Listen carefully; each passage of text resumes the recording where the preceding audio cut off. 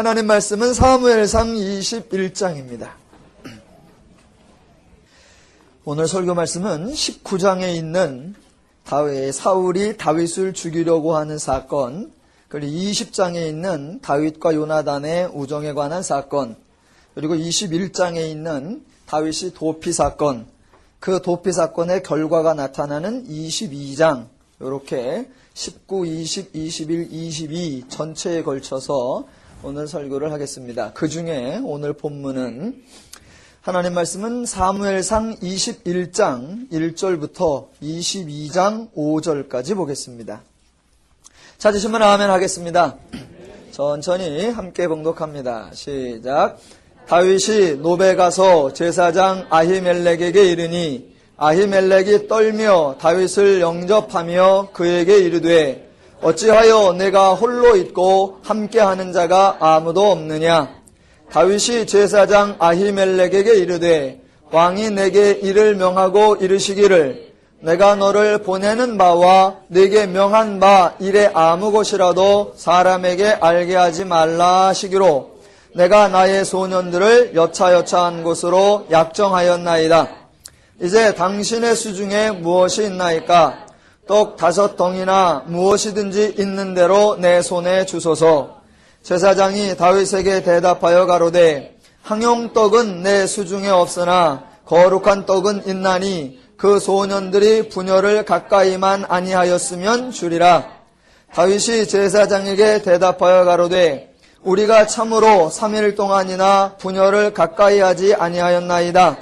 나의 떠난 길이 보통 여행이라도 소년들의 그릇이 성결하겠거든 하물며 오늘날 그들의 그릇이 성결치 아니하겠나이까 하며 제사장이 그 거룩한 떡을 주었으니 거기는 진설병 곧 여호와 앞에서 물려낸 떡밖에 없음이라. 이 떡은 더운 떡을 드리는 날에 물려낸 것이더라. 그날에 사울의 신하 한 사람이 여호와 앞에 머물러 있었는데 그는 도액이라 이름하는 에돔 사람이요 사울의 목자장이었더라. 다윗이 아히멜렉에게 이르되 여기 당신의 수중에 창이나 칼이 없나이까?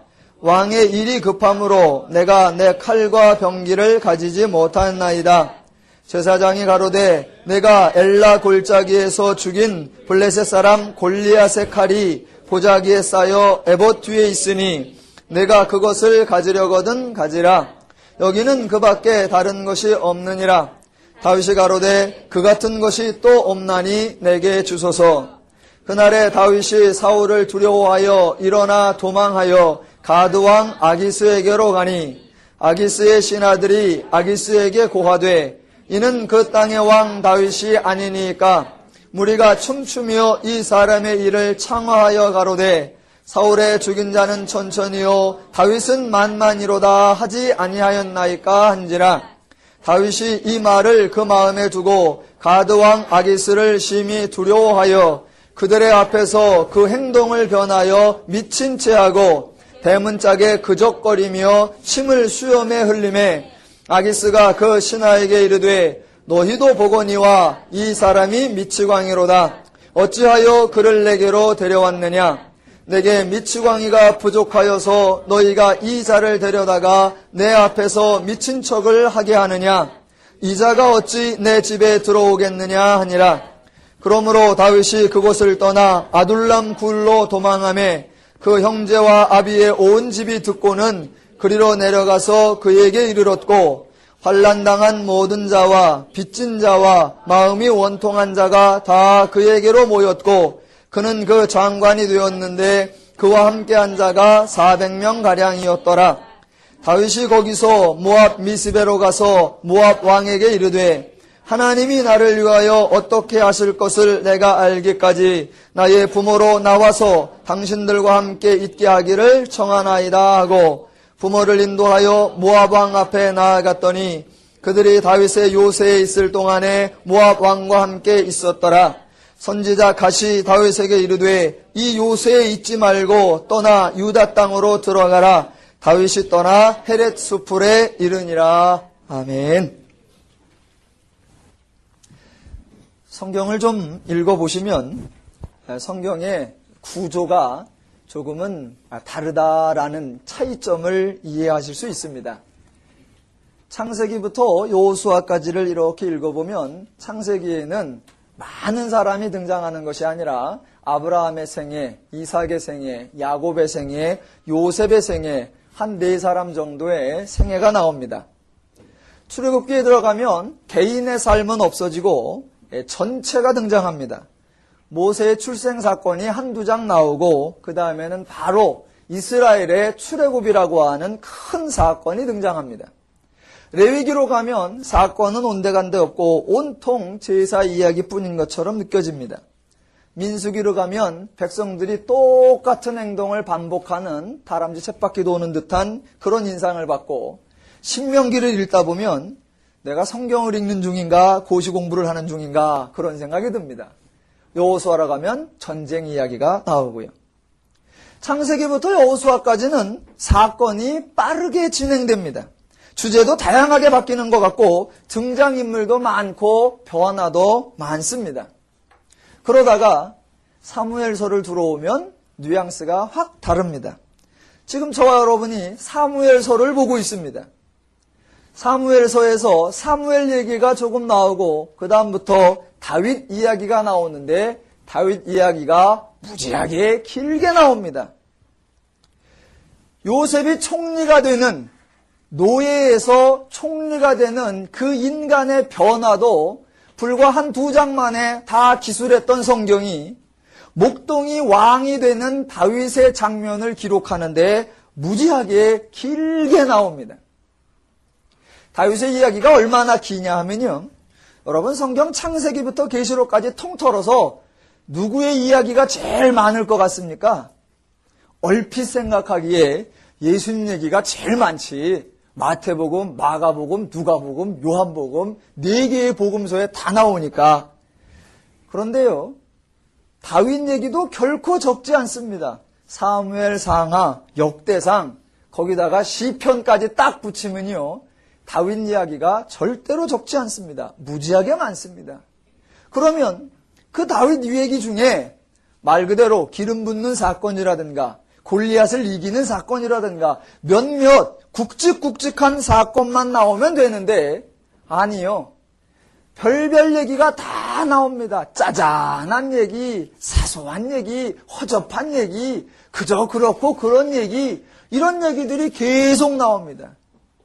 제가 설교 본문을 19장 잡고 20장 잡고 21장 잡자니 이게 그렇게 잡지도 좀 애매한, 그래서 통째로 묶어버려야 되는 이런 얘기들도 많이 나온단 말입니다. 왜 그럴까? 왜 창세기부터 여호수아까지는 빠르게 하나님의 역사가 장엄하게 몇몇 사람에게가 아니라 그 하나님의 일하심에 집중되어 나오다가 그 다음부터는 지리하게 한 사람의 생애 전체를 길게 나올까? 그건 성경의 관심이 바로 사람에게 있기 때문입니다. 성경의 주인공이 외형상으로는 하나님이지만 내용상으로는 인간입니다. 성경에 하나님의 역사, 하나님의 계시, 하나님의 능력, 하나님의 기적, 하나님의 위엄, 이런 것들이 등장합니다. 그런데 그런 것들이 어느 때 등장하고 어떻게 등장하느냐를 보면 우리의 기대와는 좀 다릅니다. 하나님의 영광, 하나님의 권세, 하나님의 화려함, 하나님의 위엄, 하나님의 존귀, 이것들이 말 그대로 영광스럽게, 말 그대로 존귀하게, 말 그대로 권위 있게 이렇게 등장하는 모습은 거의 없습니다. 하나님은 권세자이시다. 그러니까 권세를 가지신 그 풍채 있으신 모습으로, 위엄 있으신 모습으로 막 뛰어다니고 일하고 어쩌고 그러시는 분이 아니라 천천히 한 말씀 하시고 가끔 나타나서 됐다, 안 됐다, 이런 식으로 등장하는 게 없단 말입니다. 하나님의 권세가 등장하고 하나님의 위엄이 등장하고 하나님의 능력이 등장합니다. 그렇게 위엄 있고 권세 있고 능력 있는 분이 위엄 있는 모습으로, 권세 있는 모습으로가 아니라 일하는 모습으로, 수고하는 모습으로, 종의 모습으로, 헌신하는 모습으로 그렇게 등장합니다. 우리는 권세가 있고 위엄이 있으면 그것을 가지고 있고 그것이 없는 사람이 일하고 수고하는 것으로 생각하는데 성경은 반대로 나온단 말입니다. 권세가 있으니까 일을 하고 능력이 있으니까 일을 하고 그리고 그 일하심에 그 하나님의 권세, 그 하나님의 능력, 그 하나님의 위엄 그것들이 작용하고 역사했을 때 그 결과가 전부 인간에게 적용되고 있다는 것을 만납니다. 하나님이 아브라함을 만들었습니다. 그래서 하나님이 달라진 게 뭐 있어요? 하나도 없습니다. 하나님이 요셉을 총리로 만들었습니다. 그래서 하나님이 달라진 게 뭐 있어요? 없습니다. 하나님이 모세를 이스라엘의 지도자로 만들었습니다. 그래서 하나님이 달라진 게 뭐 있어요? 없습니다. 하나님이 삼손에게 힘을 주셨습니다. 그래서 하나님이 달라진 게 뭐 있어요? 없습니다. 하나님이 다윗을 왕으로 삼아주셨습니다. 그래서 하나님이 달라진 게 뭐 있어요? 아무것도 없습니다. 반대로 하나님이 아브라함을 만났습니다. 그랬더니 아브라함은 달라집니다. 하나님이 삼손을 만납니다. 그랬더니 삼손은 달라집니다.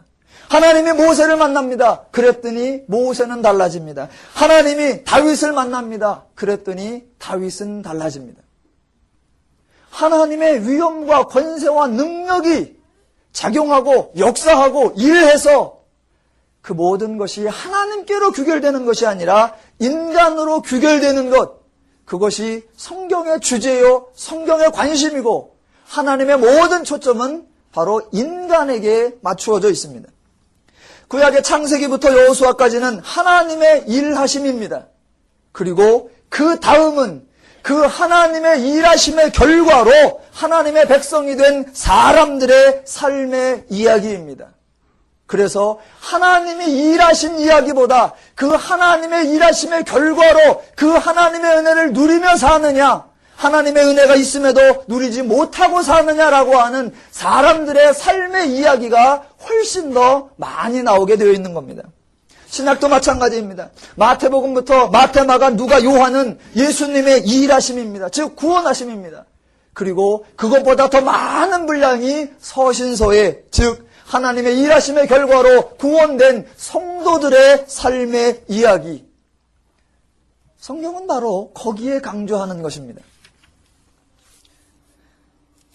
성경에 나타나는 인물들은 그래서 우리가 기대하는 것과 다른 방면으로 묘사됩니다. 영웅이 없고 훌륭한 사람이 없고 뛰어난 사람이 없고 희한한 사람이 있는 것이 아닙니다. 모든 것이 하나님의 역사라고 강조합니다. 다윗이 어느 날 갑자기 혜성처럼 등장합니다. 흔히들 뜬다라고 말하는데 다윗처럼 떴으면 그 다음 날부터 모든 일이 만사 형통이어야 되고 모든 계획들이 탄탄대로로 되어져야 할 것 같습니다. 한두 장면은 그렇게 되었습니다. 목동에서 어느 날 기름 부어 왕의 임명을 받고 골리앗이라고 하는 장수를 물리침으로 말미암아 백성들 앞에 다 한 번에 알려진 영웅이 된 것처럼 보입니다. 그런데 그 이후의 삶은 어떠냐? 전혀 우리의 예측과는 다릅니다. 사울의 시기를 받아서 죽음을 당할 수밖에 없는 그런 위험한 처지를 여러 번 겪게 되고 모든 일이 형통하느냐? 아니요. 차라리 기름을 안 부었으면 이렇게 꼬이지는 않았을 것을 그럴 정도로 삶이 힘듭니다. 그런 얘기들이 19장에 20장에 나와 있는 겁니다. 19장에 보면 사울이 다윗을 죽이려 하여 자객들을 다윗의 집으로 보냅니다. 하나님의 기름 부은 모든 백성 앞에 인정받은 그런 다윗이라고 하면 그 자객들을 멋지게 물리치고 보무도 당당히 나와야 하는데 성경은 그렇게 설명하지 않습니다. 자객들이 오니까 도망가기 바빠서 아내가 창문으로 다윗을 달아매 주어 아내가 붙잡아주는 그 줄을 붙잡고 내려와가지고 도망가는 모든 남자 망신을 다 시키는 그런 장면이 등장합니다. 또 그렇게 도망가던 중에 한 번은 사무엘이 있는 곳으로 갑니다. 그러면 다윗을 기름 부었던 사무엘이니까 사무엘이 모든 상황을 역전시켜주고 둘이 하나님의 기름 붓는 사람이요 하나님의 기름 부은 사람들이 모여서 어떤 멋있는 대단한 역전을 만들어내느냐? 아니요. 둘이 서로 제가 예측하기에 도망을 왜 하필 일로 왔어? 나까지 위험에 처하게 해. 아무런 보탬이 안 되는 그러한 모습이 등장합니다. 그러다가 20장에 가보면 다윗과 요나단의 우정사건이 나타나고 그 우정사건이 새로운 전환을 만들어내느냐? 아니요. 사울이 죽이려고 하는데 진짜로 죽이려고 그러나 가짜로 죽이려고 하나 알아봐요.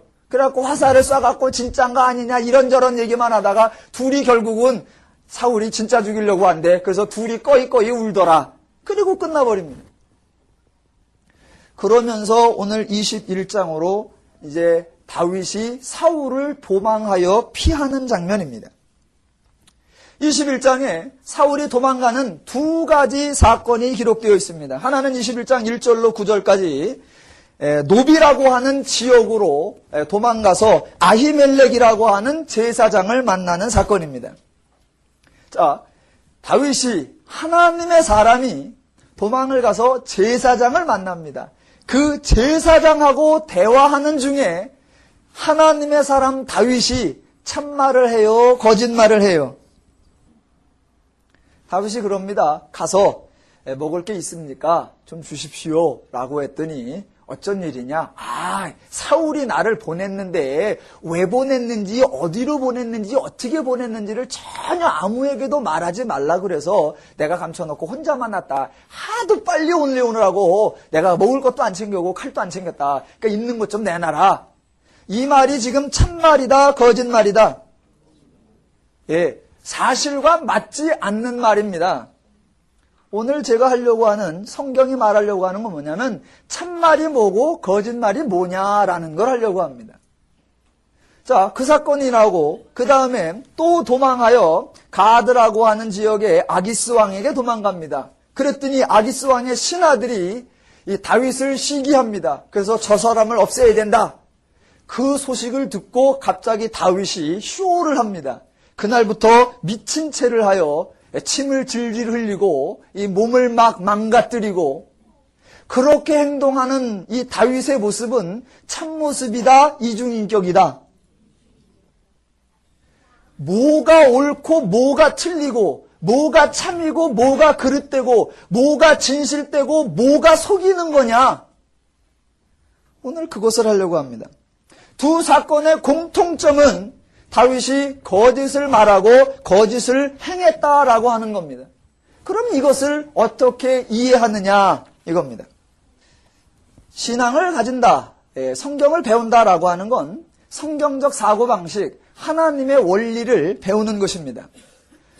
처음에는 사람들이 하나님의 원리에 대해서는 모르고 세상의 원리만 가지고 살다가 교회를 다니면서 하나님의 기준, 하나님의 원리를 배웁니다. 그 배우면서 하나님의 원리대로 하자니 세상에서 안 될 것 같고 세상의 원리를 가지고 교회 오자니 안 될 것 같고 그러니까 그 다음부터는 두 가지 원리를 가지고 삽니다. 교회에서는 하나님 방식으로 나가서는 제 방식대로. 아니요. 그런 걸 고민할 필요가 없습니다. 하나님의 원리를 이 시간에 좀 더 분명히 정확히 알아서 옳다 그르다라는 걸 어떻게 분별하는 거며 삶 속에 어떻게 적용하며 사는 건가 한번 확인해 보려고 합니다. 사람들의 관심은 진실, 사실, 정의 이런 거에 관심이 맞추어져 있습니다. 진실 좋아합니다. 사실 아주 선호합니다. 정의 옳아야 한다고 주장합니다. 그러면서 그들이 하는 말이 이런 말입니다. 진실은 힘이 있다. 사필 규정이다. 언젠가 역사가 사실을 밝혀줄 것이다. 우리는 진실의 힘을 믿습니다. 이런 말들을 한단 말입니다. 그러면서 진실, 사실, 정의를 주장합니다. 또 이런 말도 합니다. 말에는 힘이 있다. 말이 씨가 된다. 당신 말대로 된다. 예, 좋은 말입니다. 그런데 문제는 실제로 그렇게 되더라 안 되더라. 진실은 힘이 있다. 힘이 있더라 없더라. 사필 규정 언제나 정의가 이기더라 아니더라. 모르더라. 언젠가 역사가 진실을 말해줄 것이다. 아니요. 사필 규정 아니요. 진실은 힘이 있느냐? 아니요. 자, 사실, 진실, 정의 이런 것들은 아무 힘이 없습니다. 진실, 정의, 사실 이런 것들은 역사하지 못합니다. 그런 것들은 일을 하지 못합니다. 그건 사실은 사실일 뿐, 정의는 정의일 뿐, 진실은 진실일 뿐, 그냥 개념일 뿐이고 말일 뿐입니다. 그런 것들은 일하지 못하고 역사하지 못하고 변화를 만들어내지 못합니다.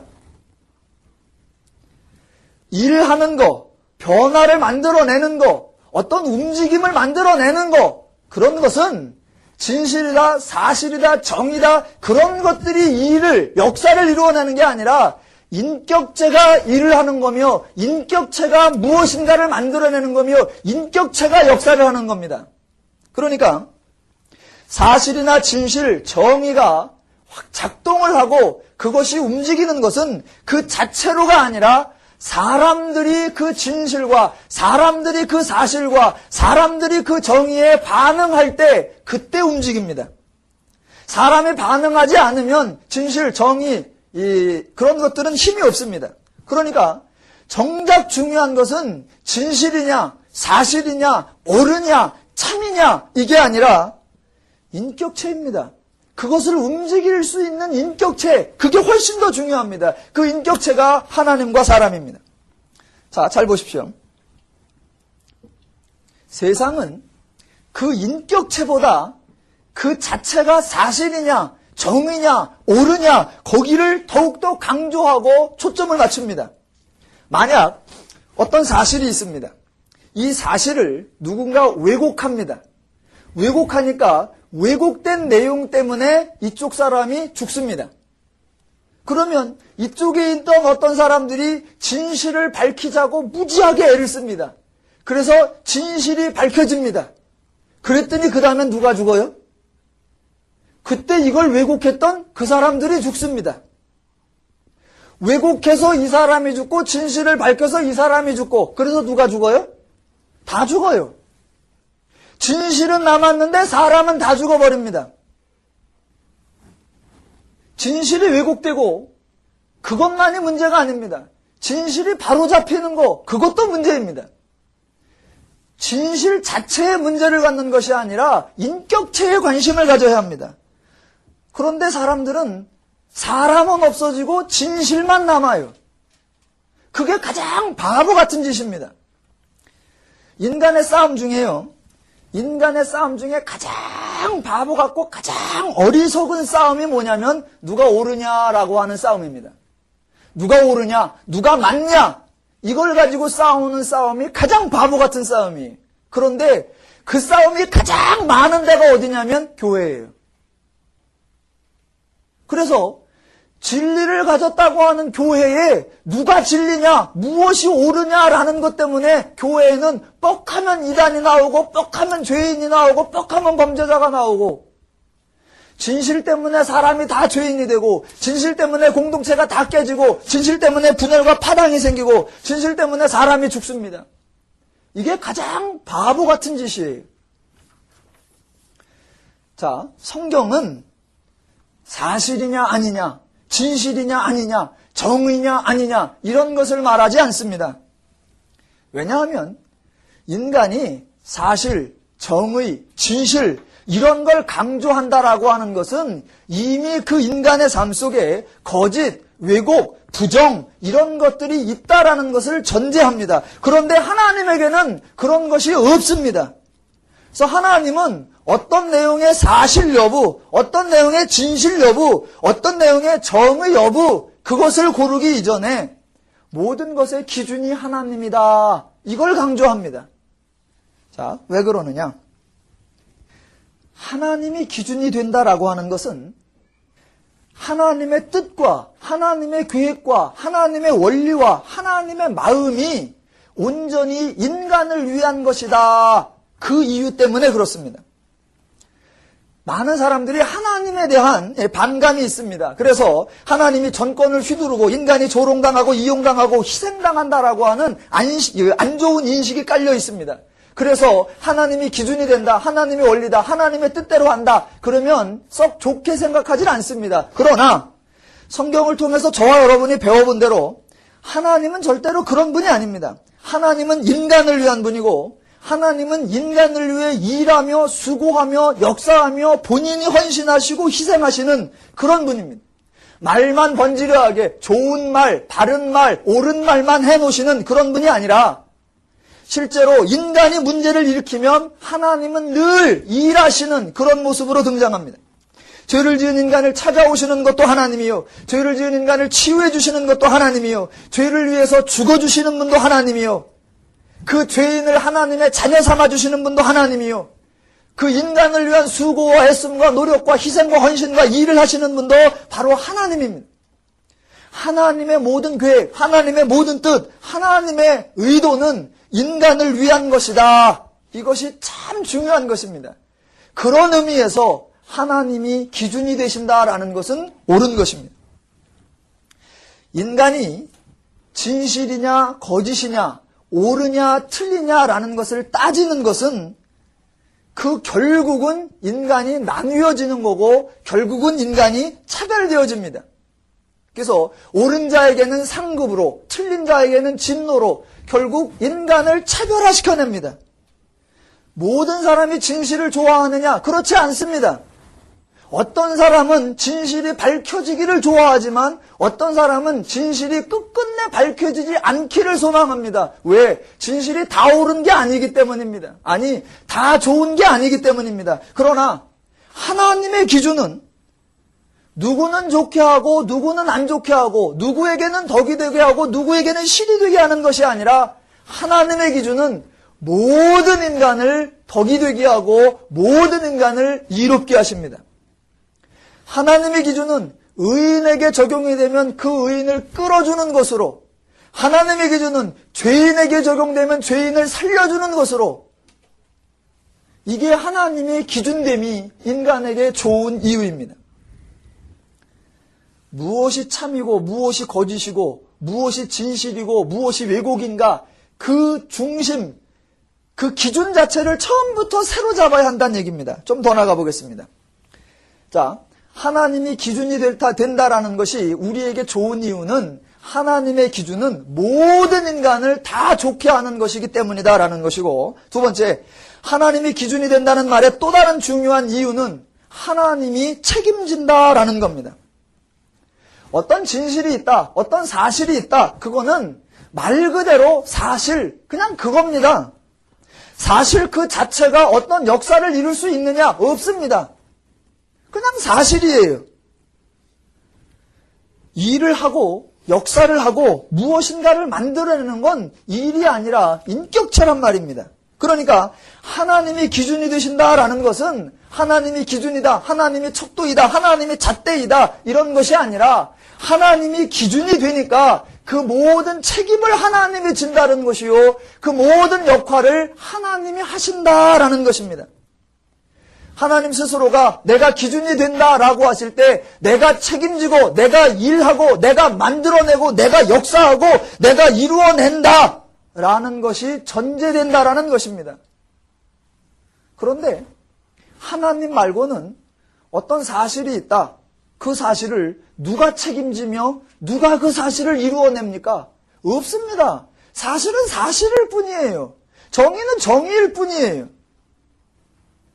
하나님이 기준이 되신다는 것과 하나님이 책임져 주신다는 의미, 이거 무지하게 중요합니다. 더 나가 볼까요? 자, 만약 우리가 이런 말들을 합니다. 하나님의 말씀이 정의요, 하나님의 말씀이 사실이요, 하나님의 말씀이 진실이다. 우리가 이런 말을 들을 때 그래, 정의, 진실, 사실, 그것이 중요해. 그것이 아니라 그 하나님이 말씀하신 정의와 진실과 사실, 그것이 실제로 정의되고 사실되고 진실되도록 하나님이 일하신다라고 하는 것이 훨씬 중요한 겁니다. 자, 하나님이 진실을 말씀하시는 것이 아닙니다. 하나님이 진실을 말씀하시는 것이 아니라 하나님이 진실입니다. 진실이 역사하는 게 아니라 하나님이 역사하십니다. 이 차이가 달라요. 자, 우리는 또 이렇게 말합니다. 진실이 있는 곳에 하나님의 역사가 있다. 들어보셨죠? 그렇게 생각을 하죠. 진실이 있는 곳에 하나님이 역사하신다. 아닙니다. 성경은 그렇게 말하는 것이 아니라 하나님이 역사하는 곳, 그것이 진실이다. 진실이기에 하나님이 도우시는 것이 아니라 하나님이 행하시는 것, 그것이 진실입니다. 자, 혹자들은 또 이렇게 말합니다. 자, 뭐가 진실이냐? 세상에서 이런 말이 있죠. 강한 자가 살아남는 게 아니라 살아남는 자가 강한 거다. 이런 말이 있어요. 네. 강한 자가 살아남는 게 아니라 살아남은 자가 강한 것이다. 이 말이 틀리냐? 그 말 자체로는 맞는 것 같은데 틀린 겁니다. 그건 진실이 아닌 거예요. 진실이 되어서도 안 되고, 왜냐하면 그 말 자체에는 이미 강한 자와 약한 자가 있고 살아남은 자와 죽은 자가 있기 때문입니다. 하나님은 둘 중에 옳은 사람에게 역사하는 것, 그것이 아닙니다.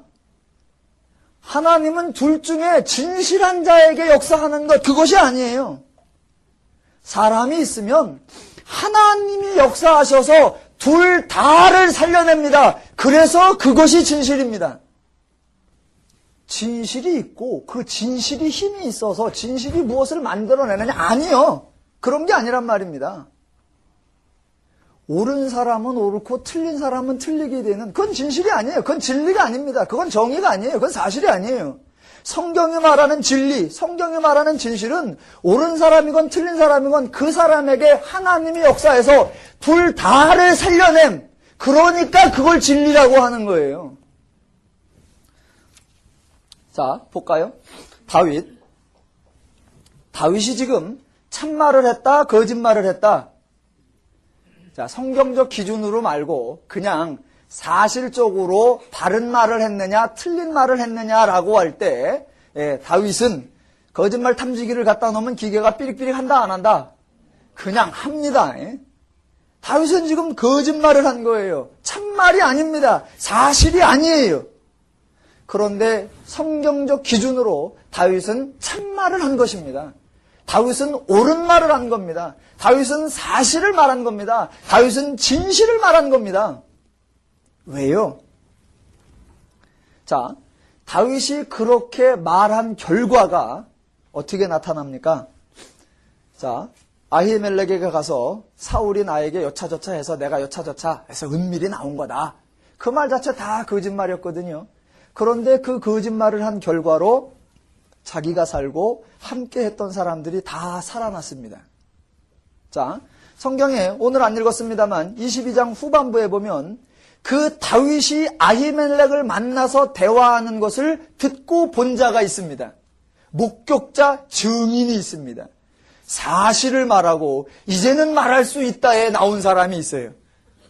도액이라고 하는 사람입니다. 도액이라는 사람이 사울이 야, 다윗이 어디 갔나 찾아봐라. 그랬더니 도액이라고 하는 사람이 나와서 사울님, 제가 진실을 고하겠습니다. 다윗이 아히멜렉을 찾아왔었습니다. 맞습니다.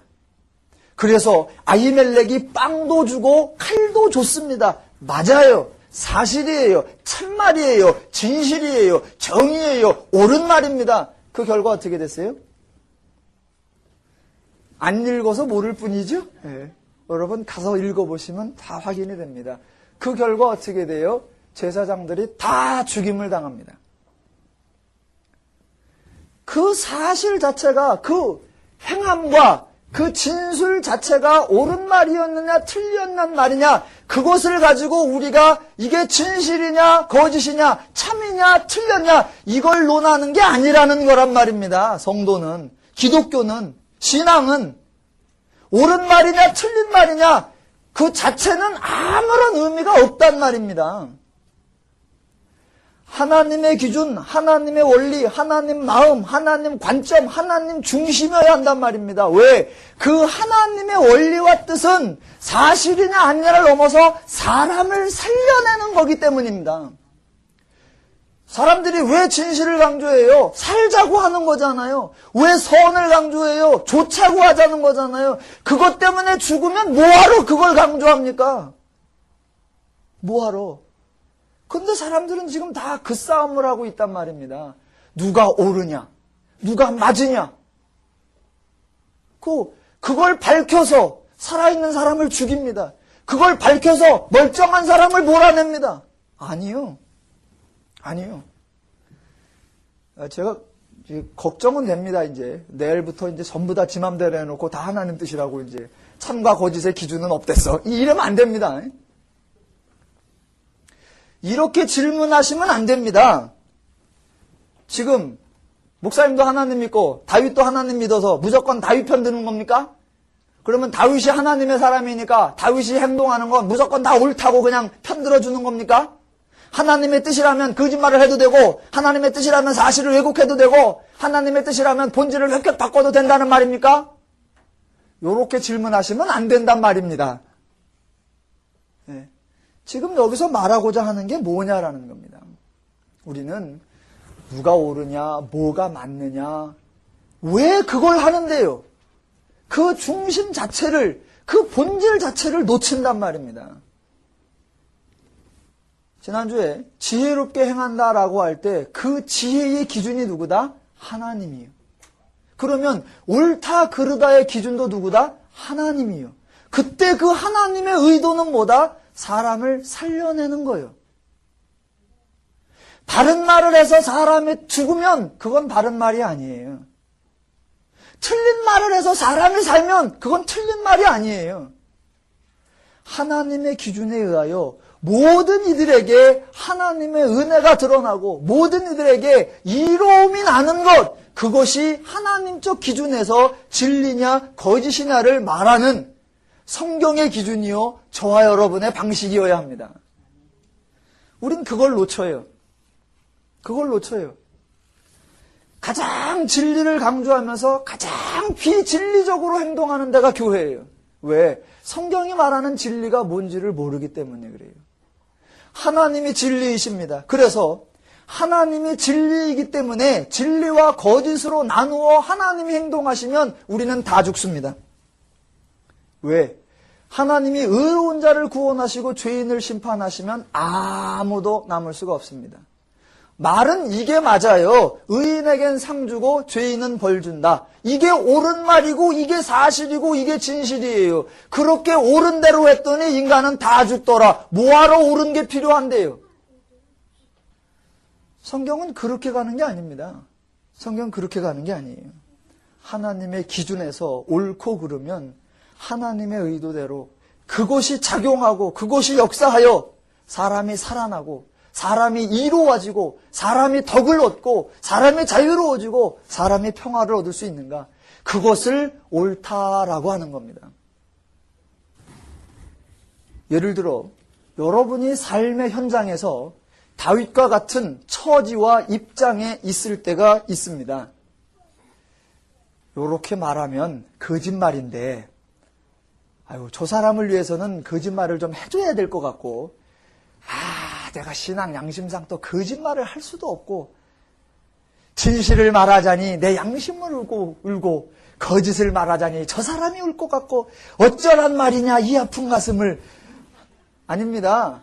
그런 마음이 갈등이 들 게 아니라 저 사람에게 이로움이 되고 저 사람에게 덕이 되고 그것으로 인하여 우리 모두에게 유익이 된다. 그러면 아주 딱 발라놓고 능수능란하게 막 쇼도 하시고 이중인격, 삼중인격도 하십시오.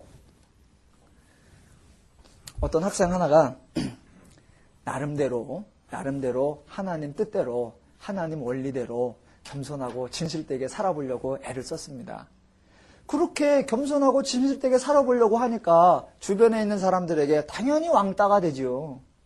당연히 왕따가 돼요. 그래서 나머지 애들이 그럽니다. 야, 넌 혼자 잘났냐? 넌 되게 교만해. 넌 아주 네 의에 빠져갖고 넌 교만 덩어리야. 그 말을 듣는 이 학생이 심장이 두근두근거리죠. 내 소원이 뭐였는데 겸손하고 하나님 뜻대로. 그랬는데 결과 사람들에게 듣는 말이 교만하고 자기 의에 빠졌다. 그래서 이 학생이 담임 목사님을 찾아갔습니다. 목사님, 신앙적 갈등이 생겼습니다. 뭐냐? 저는 겸손하려고 그랬거든요. 저는 바르게 하려고 그랬거든요. 그랬더니 애들이 전부 다 저보러 교만하다 그래요. 이거 어떻게 하면 좋겠습니까? 그때 담임 목사님 대답, 더더욱 교만할지어다. 더더욱 교만할지어다예요. 그렇게 너의 교만함으로 인하여 그들에게 옳은 것이 비춰주고 선한 것이 비춰주고 그들의 마음에 찔림이 있을 수 있다라고 하면 네가 교만하다는 것을 감수해라. 더더욱 교만할지어다. 그게 옳은 거예요. 그게 선인 거예요. 그게 겸손한 거예요. 기준이 어디에서 나와야 된다? 하나님에게서. 하나님에게서 사람을 살려내고 사람을 이롭게 하고 사람을 덕을 세우느냐? 우리는 그거는 안 따져요. 우리는 그런 건 안 따지고 아니 그러면 틀린 걸 냅두란 말이에요? 전부 다 그거예요. 아니 제가 한두 개 틀리면 말도 안 해요. 두세 개나 틀렸는데 그걸 못 보지요. 아니 안 드러났으면 내가 말도 안 해요. 명명백백이 다 드러났단 말이에요. 그게 아랫사람이면 내 괜찮아요. 머리란 말이에요. 우린 그 꼴을 못 봅니다.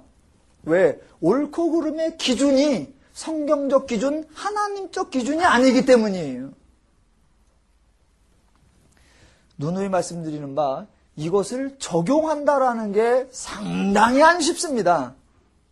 안 쉬워요. 그런데 이것이 적용돼야 사람이 삽니다. 하나님의 원리, 하나님의 기준이어야 사람이 살아요. 자, 그러면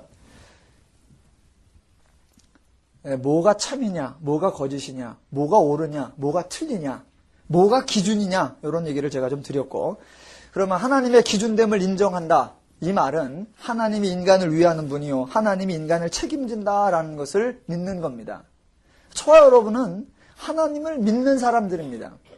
하나님을 믿는다는 게 뭔지를 잘 몰라요. 그래서 오늘 다윗이 그런 한 장면을 보여줍니다. 하나님은 그분이 하나님이세요.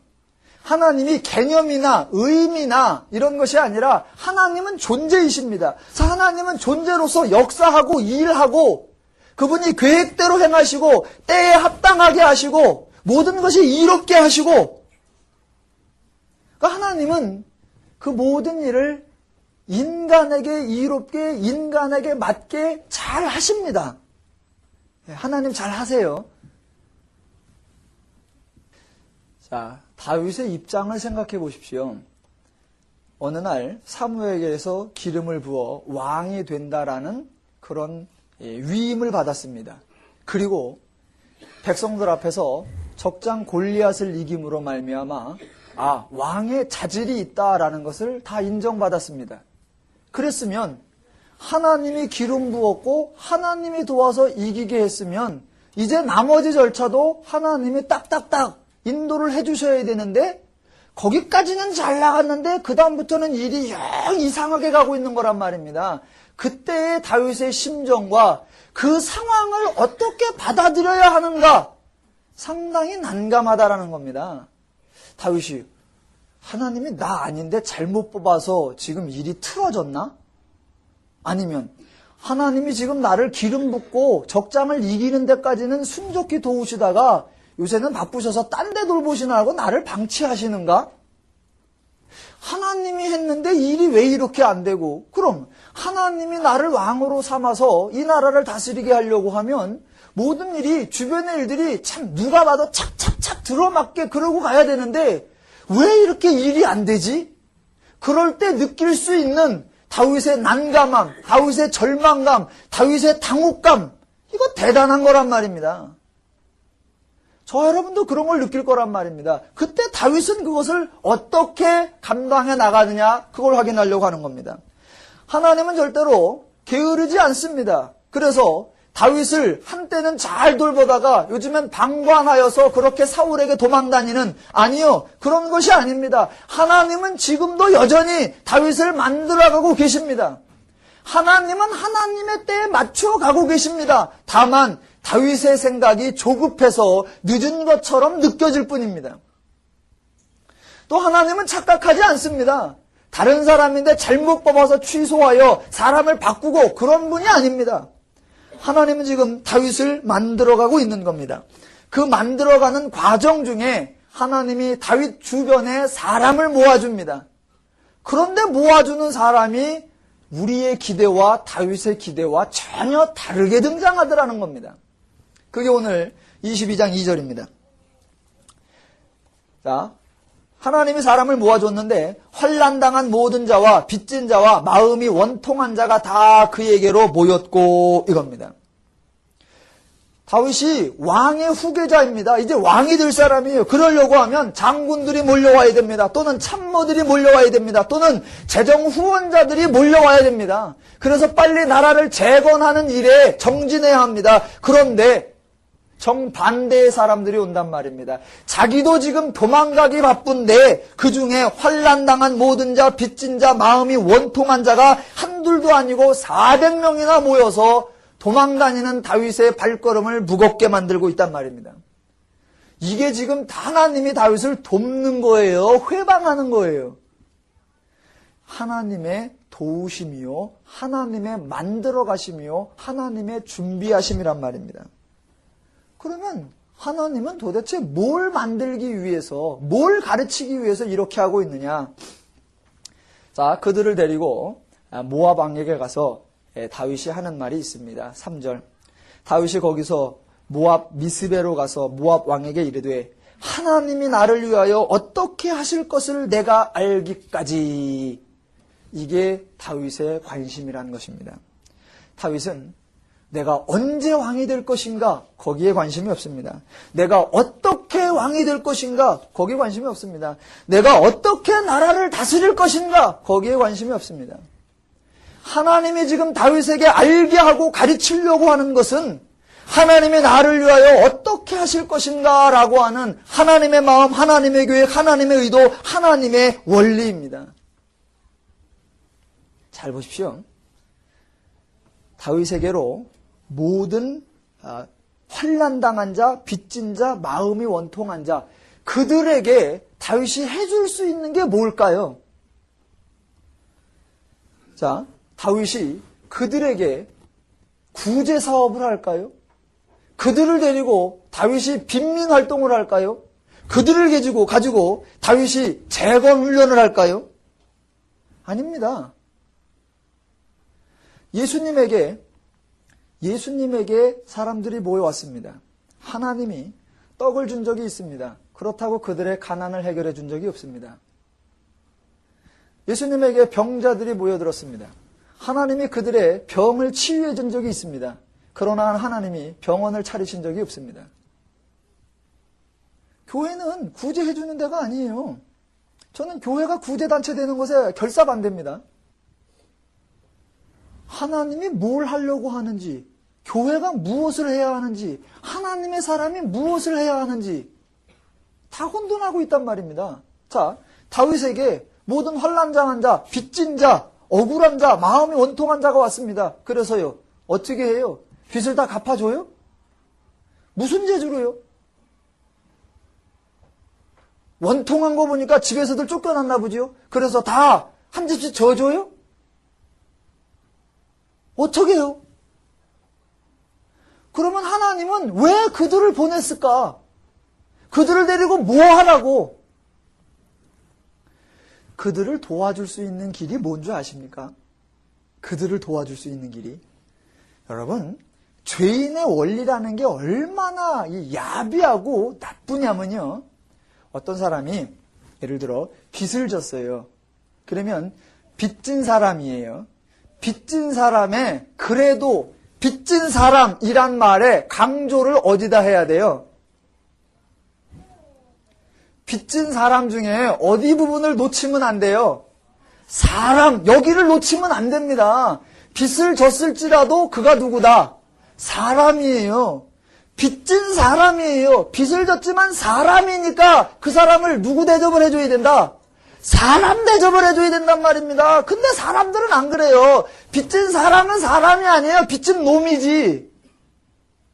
그 다음부터는 사람 대접을 안 해요. 빚진 사람 중에 빚지는 바뀔 수 있어요. 나중에 돈 번으로 그거요 하룻밤이면 바뀌어요. 숫자 6개 그냥 바뀌어요. 저는 숫자 6개가 있다는 게 얼마나 좋은지 몰라. 그래서 몇 사람이 좀 팍팍 삶이 바뀌어봐야지. 그런 맛이라도 좀 있어야지. 빚을 졌을지라도 사람이거든요. 그럼 사람 대접을 해줘야 돼요. 무식한 놈도요, 놈이 아니라 무식한 분이란 말입니다. 근데 우리는 공부 못하면 무식한 놈이 돼버리고 없으면 없는 것이 되어버린단 말입니다. 없는 사람, 빚진 사람, 부식한 사람, 사람인 걸 놓치면 안 된단 말입니다. 사람인 거를. 근데 안 그래요, 사람이요. 하나님이 지금 다윗에게 원통한 자, 빚진 자, 환난당한 자를 보내는 거예요. 무슨 재주로 그들을 도울 건데요? 대책이 없습니다. 다윗이 할 수 있는 건 하나예요. 그들을 누구로 대접하라? 사람으로 대접하는 거예요. 그런 마음이 누구 마음이 아니면 안 된다. 하나님 마음 아니군요. 그 마음이 안 됩니다. 그래서 하나님이 다윗 주변에 그런 사람을 보내주는 거예요. 그래서 그들에게 하나님의 심정으로 사람 대접을 해주고 하나님의 심정으로 인간 대접을 해주고 하나님의 원리로 덕이 되게 하고 이익이 되게 하고 유익이 되게 하고 자유가 되게 하고 하나님의 사람을 갖추고 배우고 연단하고 쌓아야 할 것은 하나님의 마음이에요. 하나님의 마음. 능력이 아니에요. 재주가 아니에요. 실력이 아니에요. 그거 갖다 뭐하게. 그걸로 사람이 안 바뀌고 그걸로 사람이 달라지지 않아요. 하나님의 원리, 하나님 마음, 하나님 심정, 하나님의 뜻. 그거여야 됩니다. 그래서 지금 하나님은 다윗에게 야 다윗, 넌 앞으로 온 백성을 다스려야 돼. 그러려고 하면 지도력이 있어야 돼. 지도력 훈련? 아니요. 리더십이 있어야 돼. 리더십 훈련? 아니요. 앞으로 많은 일들이 있어야 돼. 어떻게 해야 될지 통찰력이 있어야 돼. 통찰력 훈련? 아니요. 자를 건 자르고 이을 건 이을고 그러면서 결단심이 있어야 돼. 결단력 훈련? 아니요.